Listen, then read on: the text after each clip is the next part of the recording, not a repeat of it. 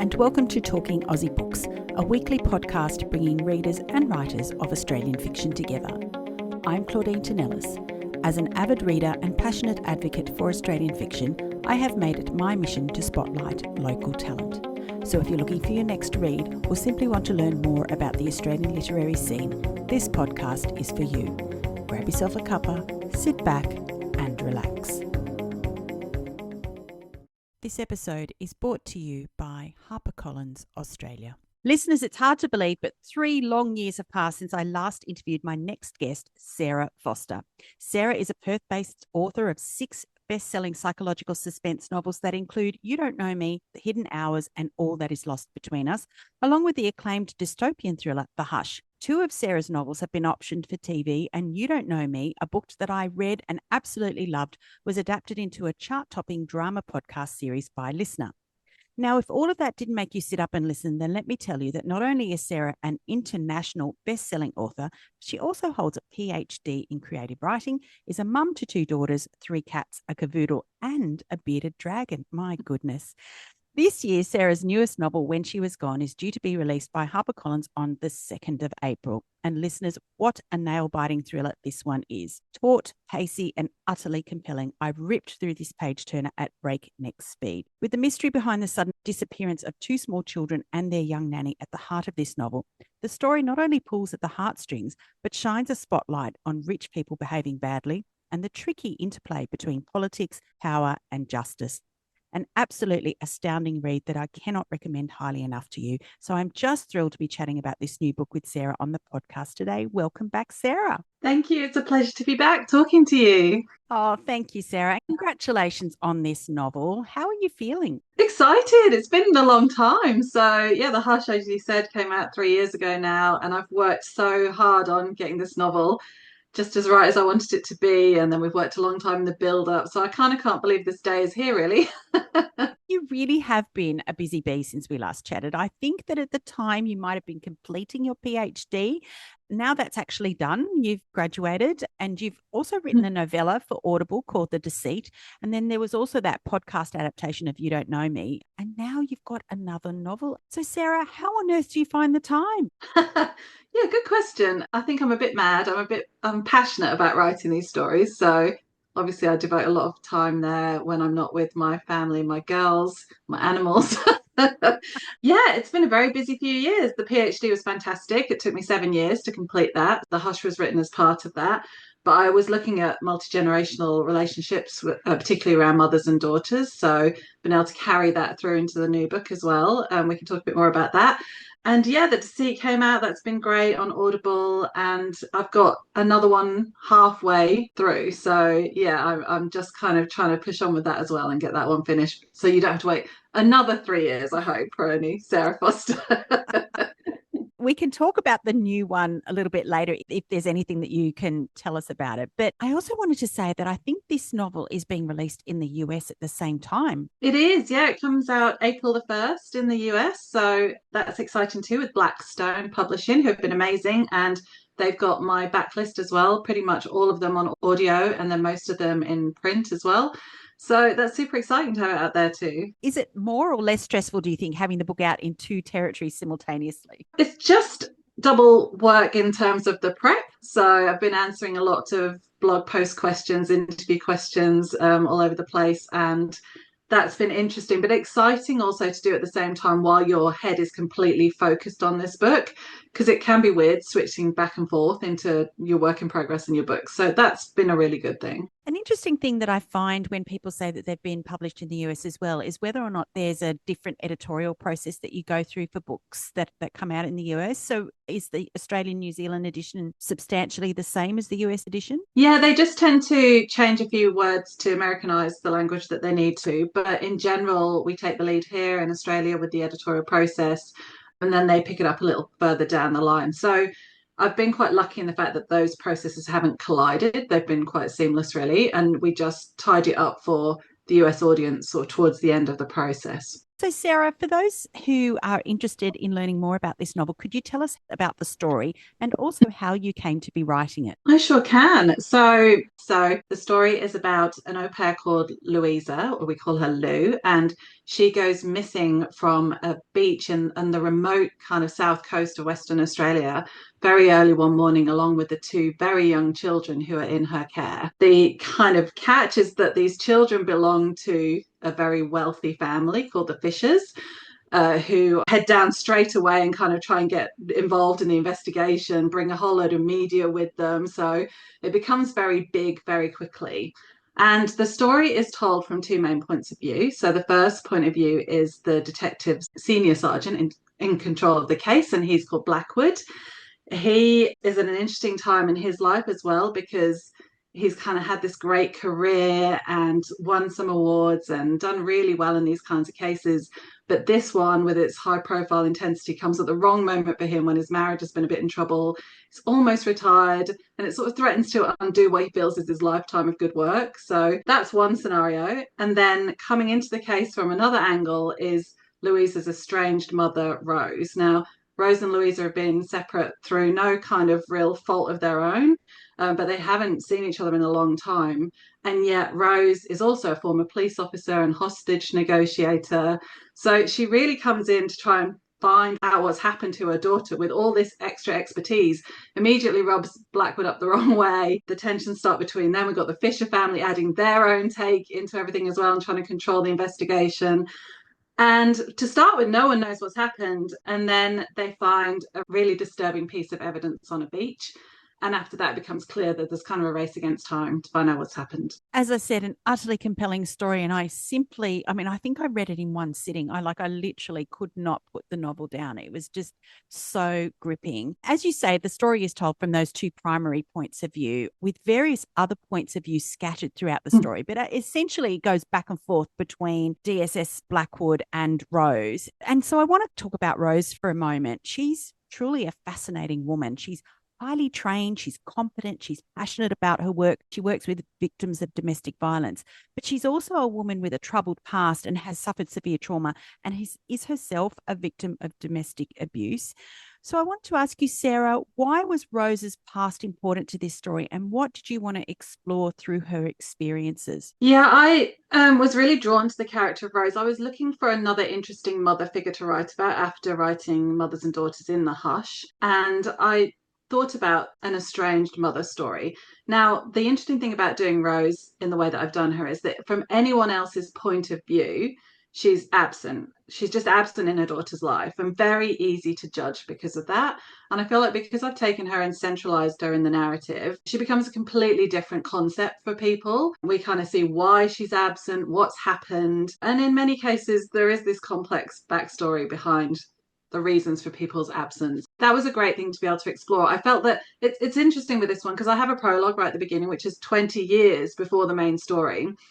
And it's almost a little bit disconnected to the story because it's the scenario in which Rose begins the traumatic event of Rose's life, which kind of leads to all sorts of other things and really losing contact with Louisa. But I felt it was really key to have it in there so that the reader could experience for themselves that moment that started to unravel things for her that changed things for her. And it is a really horrible moment in her early policing career.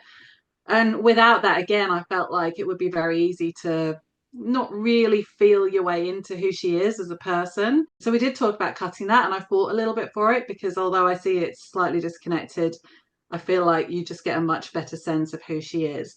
And the great thing about writing this story with this kind of absent present mother is that also instead of falling apart, she has had her moments where she's fallen apart in the past, but by the time we pick up the story, she's gone through all that process. In actual fact, I think she's probably one of the most empathetic characters in the novel. It's actually strange to write about someone who almost does have all their shit together, if you like, but she is almost like that. And normally we want to see someone who's still working through processes a little bit more.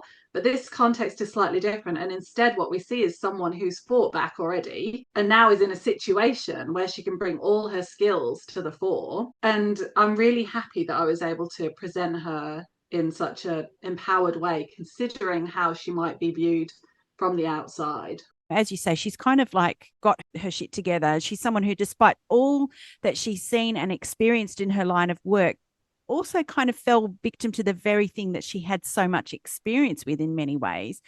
But it's not just Rose's experience that you explore and highlight in this novel, but it's a thread that runs deep through the narrative where women are being emotionally, physically, psychologically, and even financially abused by their partners, or dare I say it, other powerful men in their lives.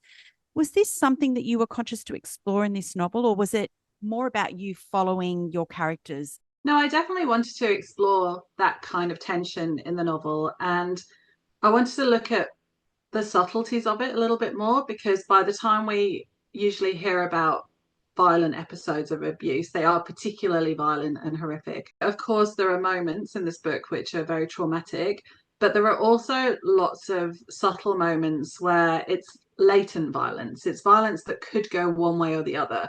It's the kind of building violence where it could be stopped at any time if there was a realization of, okay, this is where we're headed. In some scenarios, it relies on self-realization, usually from the people involved, and how it's all coming together. And in the different characters, we see different types of awareness of that. So some people aren't aware at all of how their lives are being affected like that. Some people are super aware. Some people are at the beginning of that journey. Some people are very close to the end of that journey. And so I feel like by adding it all into different types of relationships and making sure it's not in there in all relationships, kind of Blackwood and Margie are this beautiful one where they've had their issues, but there's no abuse and violence in those issues. It's just issues. Whereas in others, there's definitely a power play, a different kind of discussion going on between them, a different kind of communication style that's very much about that intense, I am right, you are wrong, I am in charge, you are not. So pulling all that together, I hope just gives us a deeper, kind of more complex dive into some of the issues around how violence grows and builds. I know I looked very much at the work of Jess Hill around this kind of thing, naturally interested in it anyway. I think all of us have various people, close, not so close, who somewhere or other in life become subjected to this kind of thing. So that was certainly a trigger as well. And yeah, I just tried to bring it all together so the reader could take part in that exploration and feel the menace of the build up as well, rather than the focus always on the explosion of it.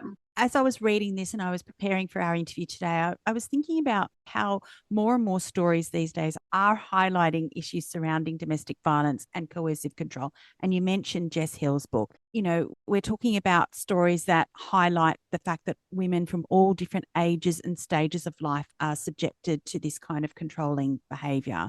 And in many ways, I think reading about it is empowering, and it gives us all insight into how women in the main fall victim to these men. And we get to experience, as you say, the different scenarios. But at the same time, it's also overwhelming. And I think it's a feeling that Rose also expresses, in that there are people that you know about because they seek help, but then there's so many whose stories remain hidden.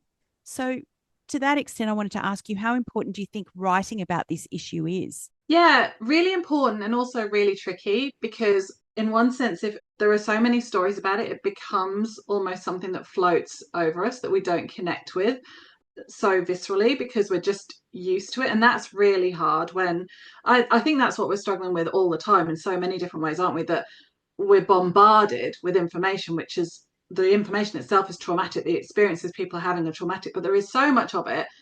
And what are we meant to do with it? So these conversations are important, but also not need to be overwhelming. I think that a book like this hopefully gives an opportunity to have some conversations in the light of reading a strong thriller, I hope.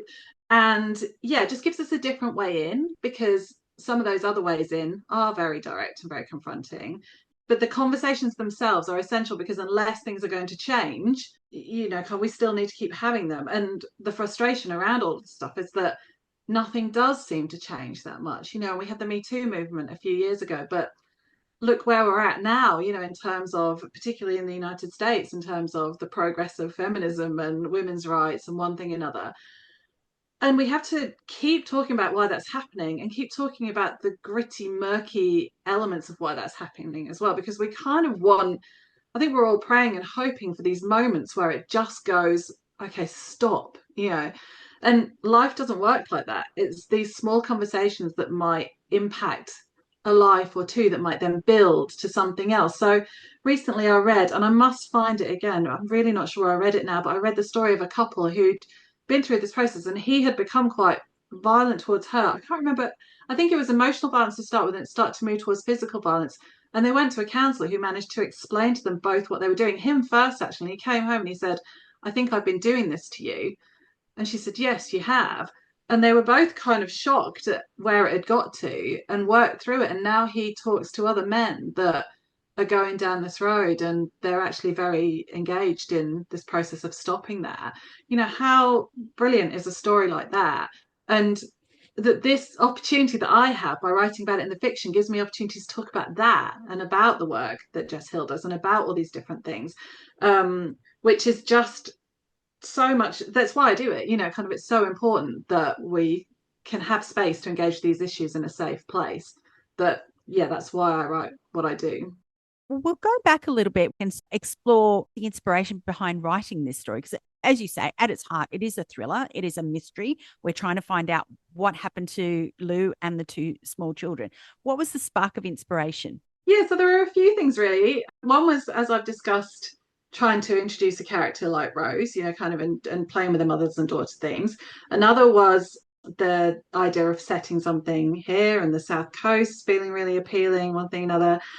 And yeah, I was just looking for a really fascinating plot. And I was having a conversation with Devlin McTiernan actually about how to set things in Perth and what things might be good. And I came up with this idea of the au pair, because I feel like that experience is quite dislocating for the in general. Like, au pairs are not surrounded by their family and friends. They're placed in a very intense situation with another family. And I began to play with those kinds of themes. What if she was placed in quite a traumatic family scenario?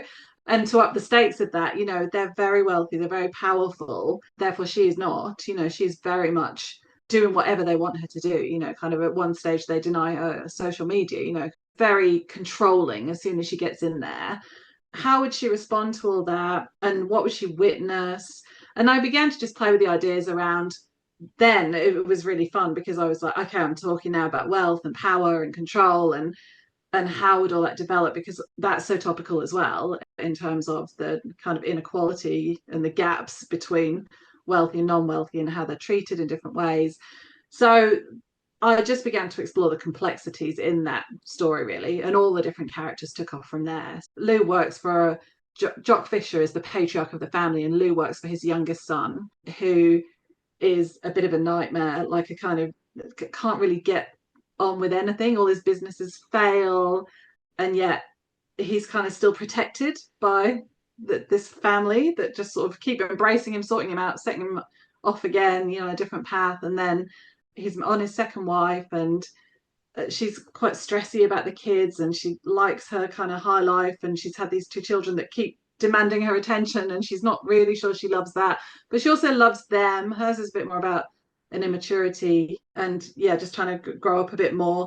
And so I just began to play with all these different complex characters and have fun with them. One of the things that you've done so adeptly in this novel, Sarah, is the tension between policing and power. We have DSS Blackwood, who is answerable to Drake, the Assistant Commissioner of Police, who also seems to be a bit of a puppet for Jock Fisher, the patriarch of the Fisher family empire, as you've already described, and the grandfather of the children that have gone missing. Now, Blackwood kind of struggles to keep the investigation within his grasp, as Jock, as you mentioned earlier, and his family kind of go rogue in an attempt to hurry along the investigation and find the missing children. And they bring in the media pack, and they're, posting rewards and whatnot. So Blackwood is caught between a rock and a hard place, with the clock ticking and the pressure mounting on all sides to find the children. It seems completely untenable, doesn't it? Absolutely. I mean, poor Blackwood he kind of can end up looking a bit inept, and he's really not, he's struggling to manage all these different factors. And it just goes to show there's one really telling scene where Jock Fisher comes in and he's like, we're going to offer a $2 million reward. And he's like, my money will fix the problem.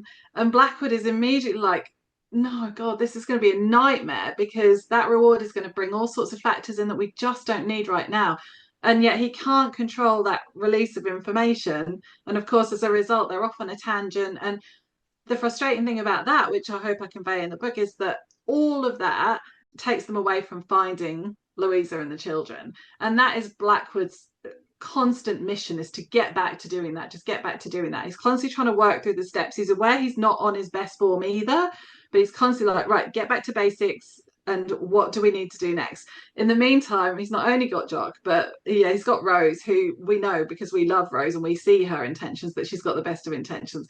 But he doesn't know that. To him, she's just another person coming in with her own ideas. And so he misses her a little bit at the start. And that's his flaw, if you like, that can't see what she's actually trying to provide.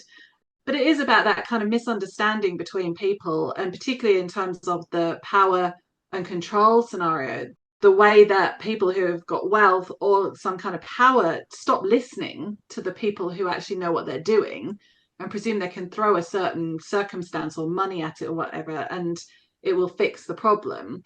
And I think that theme goes right across the book and is quite translatable in a number of different ways. Yeah, I couldn't agree with you more because, yeah, Jock is determined to make the investigation play out the way he wanted. And he's obviously very used to getting what he wants from all areas of his life. At the beginning of the interview, I mentioned this tricky interplay between politics, power, and justice. And powerful men like Jock Fisher interfering with and directing or attempting to direct the course of a police investigation surely spells trouble. Absolutely. Yeah. I mean, it's one of the main setups of the book that the tension comes from Jock's interference right from the start. And yet he thinks he's doing such a great job.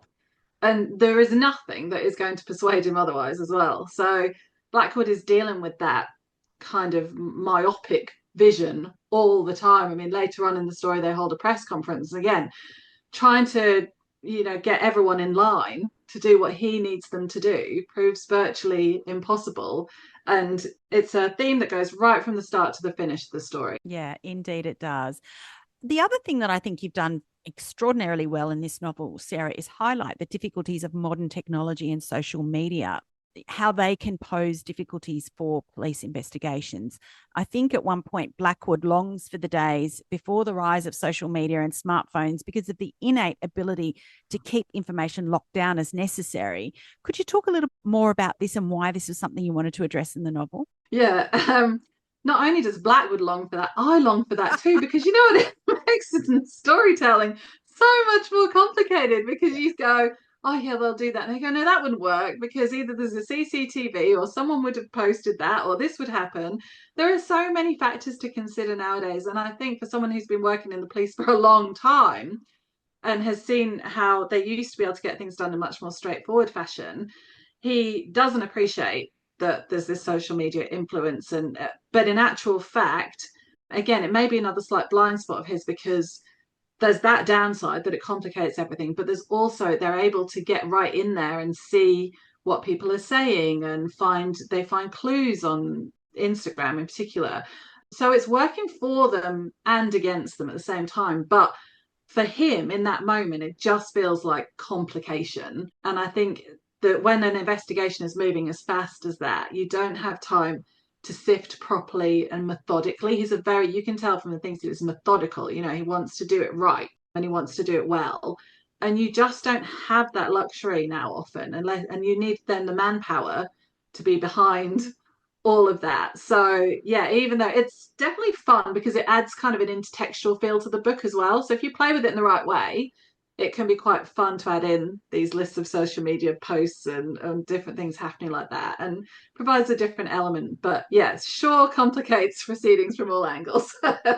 I completely understand. I actually sympathized with him quite a bit on this front because there were things he simply couldn't control or couldn't foresee would happen. Yeah.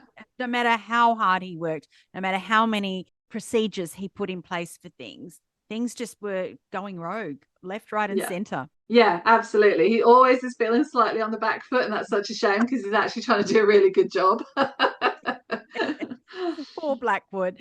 Now, Sarah, there are so many different moving parts of the novel. There's all the different characters, their individual personalities and motivations, and you use different characters in assorted timelines to throw some red herrings into the mix and make readers question the involvement of the main players in the central mystery. So I wanted to ask you, is that how you planned the novel, or was it more a puzzle that you pieced together as you progressed with the story? I planned the novel with Rose and Blackwood going back and forth. And then I was always wondering whether I might have anything from Louisa's point of view. And so as I was going along, all these different people started to kind of have an experience around the story that felt like it was just going to be much better coming directly. Always start to feel nervous when I'm telling, through the characters, I'm telling the reader something that happened off the page, because I never feel like it's as strong as taking them right to the heart of the action and letting them experience it for themselves. So I began to be aware that I was doing that quite a bit, and there was so much to the story and different parts that and also even technically it's quite hard to get Rose and Blackwood to know all this information as well at the right moment in time.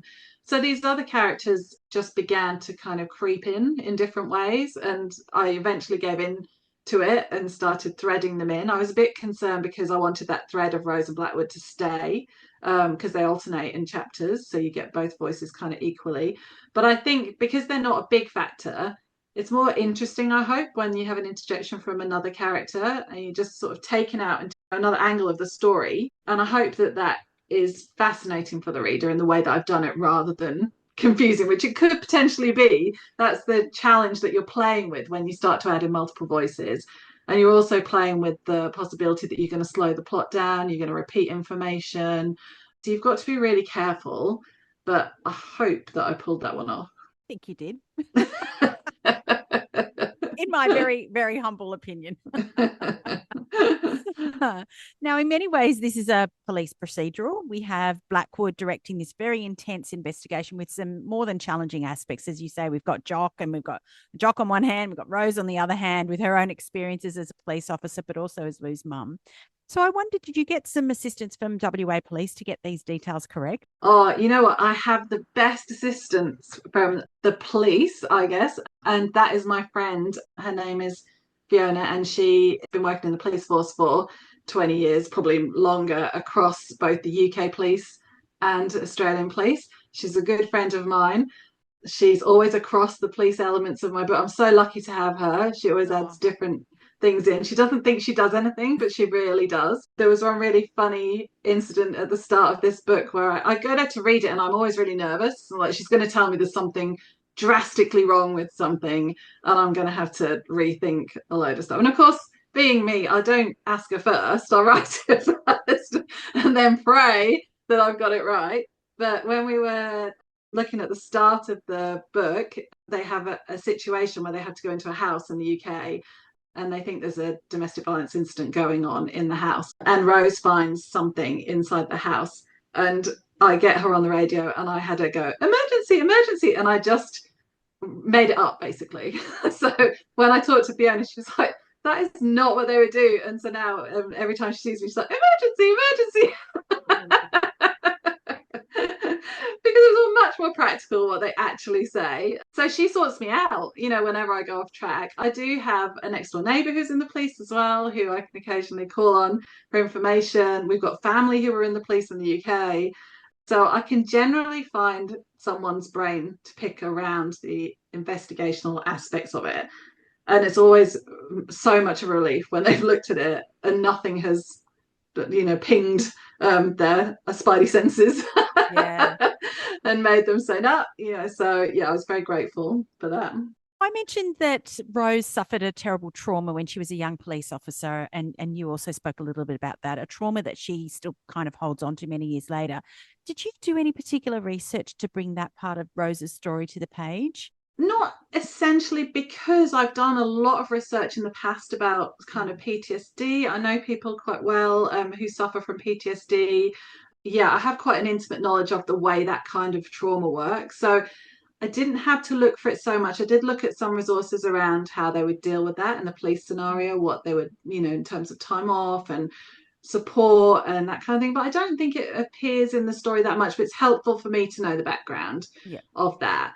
But in general, it was more just a generalized knowledge of how PTSD and that long-term traumatic effect would impact the different stages of her life. And soon after she's had this traumatic incident, she loses Louisa to her very unsympathetic partner, Henry, who then goes off and marries somebody else. And then Louisa is kind of brought up by this other woman, essentially. And, you know, kind of, I just felt my way into how Rose would deal with that. I'm a mum myself, you know how it would be so unbearable to be kept apart. But then she was threatened in quite a lot of different ways about what might happen if she did pursue more contact. And so she has to make her peace with it and deal with that trauma. And in doing so, she's actually empowered herself to help other people who are traumatized as well. So one of her volunteer jobs is that she works at a respite for women who've been abused. She's able to sympathize, and they come from lots of different backgrounds and contexts and with different types of abuse. But because she's worked through her own experience, I think it gives her that natural empathy. Also, the good thing about Rose is that while doing that, she hasn't closed off emotionally. She hasn't let it make her bitter. She's managed to do it all while making herself feel purposeful rather than bitter. And that's one of the things I really love about this character. You spoke earlier, Sarah, about the fact that you spoke to Dervla McTiernan about setting the book in WA, and this book showcases some of WA's southwest region, Dunsborough and Busselton. Not in great detail, but I can't think of another novel set in this region. Was there a specific reason you set it there rather than in Perth, say? Well, it's a place that we often go to on holiday. And so it's almost like a home away from home for me. All that region, there's Dunsborough, Busselton, Yallingup, Margaret River. They're all in kind of quite good driving distance of each other. So while you're down there, you can take in all of those places. And it's just such a beautiful part of the world. It's definitely where, if you were wealthy, you would want this little small private estate to appear so that you could have your private beach there and you could have your big house there and you could escape there. Because I just went on a pre-promotional tour, like pre-publication tour, sorry, down there and did a book treasure hunt and put books in different places. All the venues that we visited were so beautiful, you know, kind of these wineries surrounded by lush kind of green fields, and the bush down there is amazing. The coastline down there is fantastic. It's really one of the highlights of WA. To be able to showcase it even a little bit is just wonderful. So yeah, I would love to set another book down there, to be honest. Look, I must say that I was thinking about it a lot because I visited Dunsborough and Busselton, and I think I visited a place called Eagle Nest, Bay or Eagle Bay. That's it. Yeah. Yes, Eagle Bay. And absolutely stunning. Just the drive down there and being in close proximity to Margaret River, I think is joyful. Yeah. Well, there's a between Eagle Bay and Dunsborough, there's a small beach called Meelup Beach. And that's actually the beach that I had in mind when I was thinking about the place where Louisa disappeared from. The actual estate is, of course, made up. Carden is a made up place. It's just bush in the map, but I've sort of pinpointed where I would put it in the map. But yeah, Meelup Beach is kind of surrounded by bush. It's quite a small, self-contained beach, very popular beach with WA holiday makers. So it wouldn't, but I had to kind of make it a private beach. So it's a different context in certain ways. But I went back there just a few weeks ago when I went down. I was like, did I get, was I imagining this right? And yeah, I could see it. Maybe just make it a little bit smaller. But yeah, that was a lovely inspiration as well, because we like to go there whenever we go down. There's beautiful snorkeling spots there. And yeah, a lot to appreciate and get stuck into there. Well, this book is going to put that region on the map. That would be nice. Definitely. So, Sarah, what's the best thing about writing crime and suspense novels, do you think? There's a few, really. Playing with all the different scenarios is amazing. So, you get to play with everything, character, plot, setting. You get to incorporate it all into these really juicy thrillers. I think one of the most enjoyable things, even though it's really hard work, is trying to get the reader to know enough and not know too much all the way through. Such a difficult thing to pull off. You obviously rely on editorial help as well when you get to a certain point and you can't see the wood for the trees. But that seeing the joy of readers who are like, I couldn't stop turning the pages, I needed to know what happened, to know that you managed to do that and to give them that excitement and to give them that ride in the way that you wanted to. I think I definitely find that one of the most satisfying things. I think another one, I could go on about this, but another one is getting the language right for whatever you're working on, trying to really make the language evoke the story. The structure as well, I find really fun to try and make the structure some kind of pattern that relates to the story. I know that, I mean, it's a book I wrote a few years ago now, but The Hidden Hours, for example, it was started in the present, then went to the past, then came back to the present, but it started very slow and it was just all about the present, and then the past, kind of the chapters got shorter and sped up a bit, and then when I came back to the present, I'd intermingled past flashbacks in between it all. So it kind of got faster and faster in a narrative style as well as what was actually playing out on the page. And I love playing with little devices like that to try and, that people might not notice, but I'm trying to put all that into the story to give the reader an experience that hopefully they won't forget for a while. Yeah, I love seeing the different ways that authors use different narrative techniques and devices to achieve what they want to achieve. And I'm always fascinated to understand if that's deliberate or if that's a bit of an accident or they've seen it somewhere else and figured out that I'd like to give it a try themselves. It's, yeah, just a completely fascinating process. You'd like to think that 90%, 95% even is deliberate. Occasionally someone comes back, she's like, oh, I appreciate how you did that. And you think, well, I didn't mean that, but that worked out well. Yeah. But hopefully most of the time it's a conscious process. Sara, over the last few months and possibly longer, there are many Australian authors moving over to a platform called Substack. And you have two different Substacks, one for readers and the other one for writers. I wondered if you could tell us a little bit more about this medium and your decision to move there as a way of keeping in touch with your readers and other authors. Yes, I'd love to. So I've been on Substack for about 18 months. I'm still kind of exploring it myself. It does take a long time to set up on there and to do it well and to do it properly. I started a Substack called The Resilient Author. Well, at first it was called Novel Thoughts and Wild Ideas, and I didn't really know what I was doing on there or trying to achieve. I just knew I wanted to write about all sorts of topics.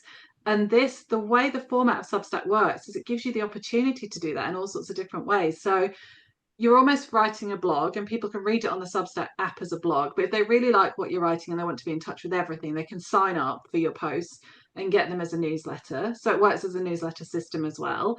It has got a chat on there, which functions a bit more like you'd expect a social media chat to, like Threads or something like that. But it feels like they've done a really good job of building enough space into the platform that nothing feels intense, nothing feels too negative. You can do what you want with it. You can turn on a paid subscription for it. You can write for free.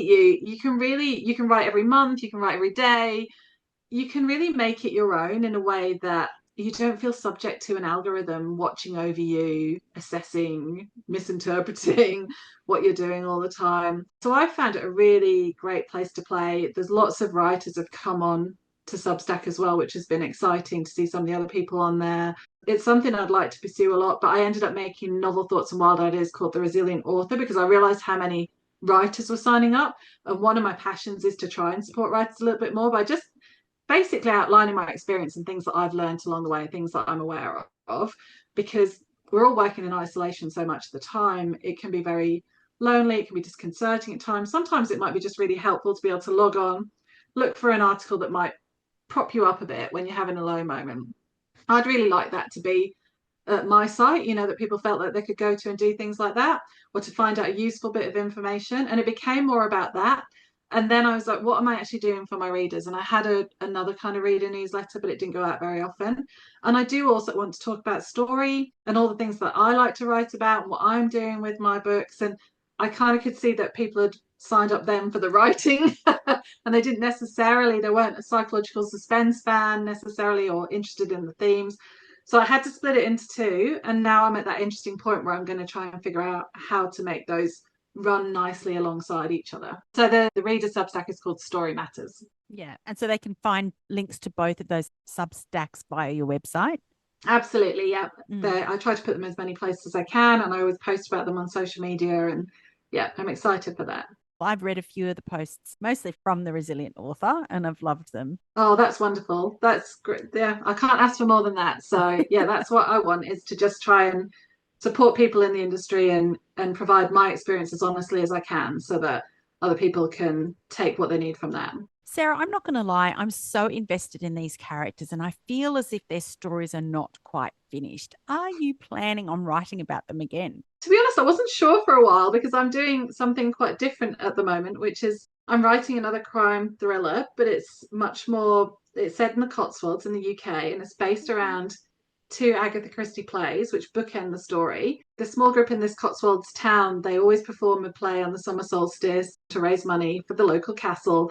And after they performed a play 10 years ago, the actor who played Hercule Poirot was found dead on his doorstep. And so they think that they think they found the person straight away who did that. They go to jail. And then just as they're putting on a play a few years later, after everyone's recovered from that trauma, this person is released because they found evidence they didn't do it. And they realize that one of the people among them is likely to have been, who's been among them all the time, is likely to have actually been involved. And so they're trying to figure out, they're all looking at each other. They're about to put on another performance. And so it's very different. It's very fun to play with. So I wasn't sure where that left Rose and Blackwood.